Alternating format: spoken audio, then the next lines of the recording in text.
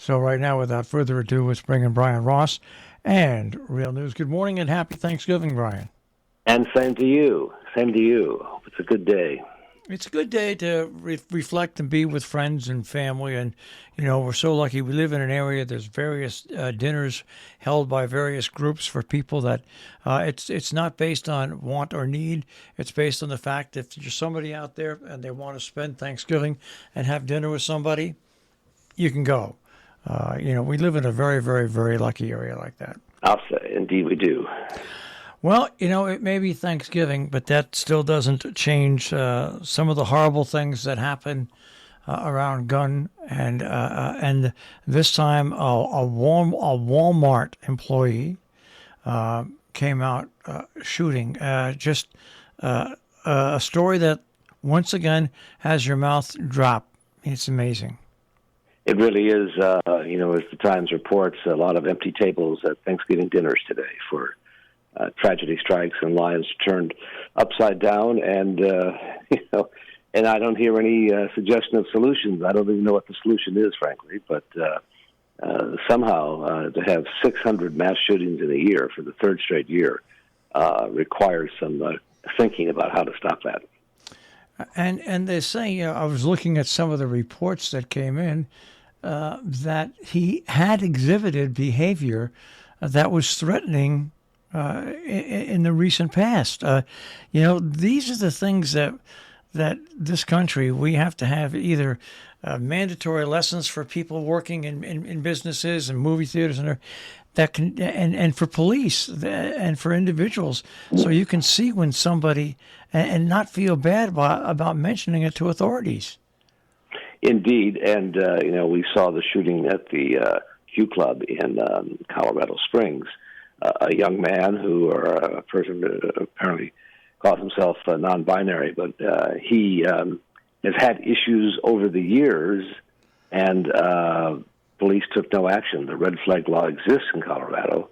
There was a way for them to take away his guns, but that did not happen, and I think that requires some explanation.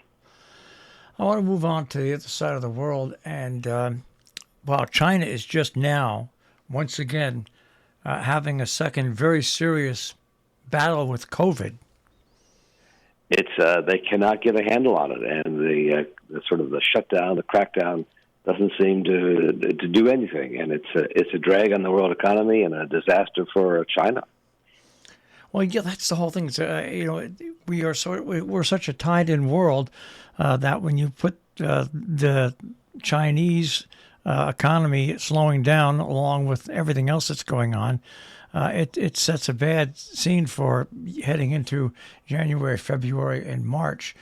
We can move over to the Ukraine once again. Russia does not seem to want to fight on the battlefield. They just will be content and sit and try to really force the Ukraine by going after citizens and citizens' power plants and schools and hospitals.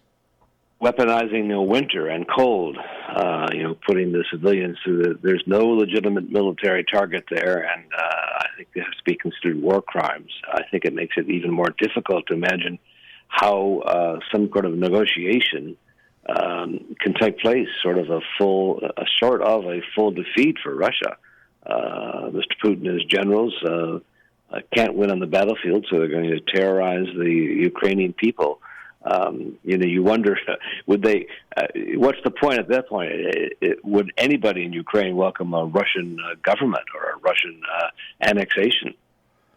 Yeah, it was unbelievable when it happened. That it's even more unbelievable now. And I think one thing, Marshall, that's important to look at is this growing alliance between Russia and Iran. What that means for U.S. policies, et cetera. These are two countries that run by dictatorial individuals for different purposes, but who are clearly more than adversaries to the U.S. So it's not getting better; it's heating up. And speaking about weird, I don't know if you saw this story. The U.S. Food and Drug Administration has approved Hemgenics, a drug to treat hemophilia. One thing about it, though, The price per treatment, $3.5 million. I did not see that, but what is that? What good does that do? Well, that's it doesn't. It appears not to do anything good at all. What you hope is that once again, very quickly, the price of it will drop. My brother worked in the pharmaceutical industry, and very high up, as a matter of fact, in the pharmaceutical industry. And there is a certain cost to putting a drug together. But putting it on the market at $3.5 million per treatment, when you know not an insurance company in the world is going to touch it, really takes the shine off of the announcement of a drug that has been worked on for years and years and years and can solve a major problem. Absolutely. It just seems to me that, I don't get the drug company marketing what their even intention is. How can they make any money back? I mean, sure, they should make a profit, and there should be incentives to create drugs like this, which is fantastic. The scientists did their job. But as you say, who's going to pay $3.5 million? It's out of the reach of all but a few. All right. And one good news story, Brian, a fisherman caught a 67-pound goldfish. A 67-pound goldfish. It was in the United Kingdom. And you know what he did? They took a picture of it, and he put it back in. That's exactly what he should do. Yeah. Exactly right. He took a picture Precisely. Of it, took his bows for catching it, and put it back in. So I thought I'd end with something on the pleasant side here. So you've got some time off here to enjoy the day today with your family? I have some time off to enjoy the day with my family, and looking forward to it. But right back at it over the weekend. Lot going on.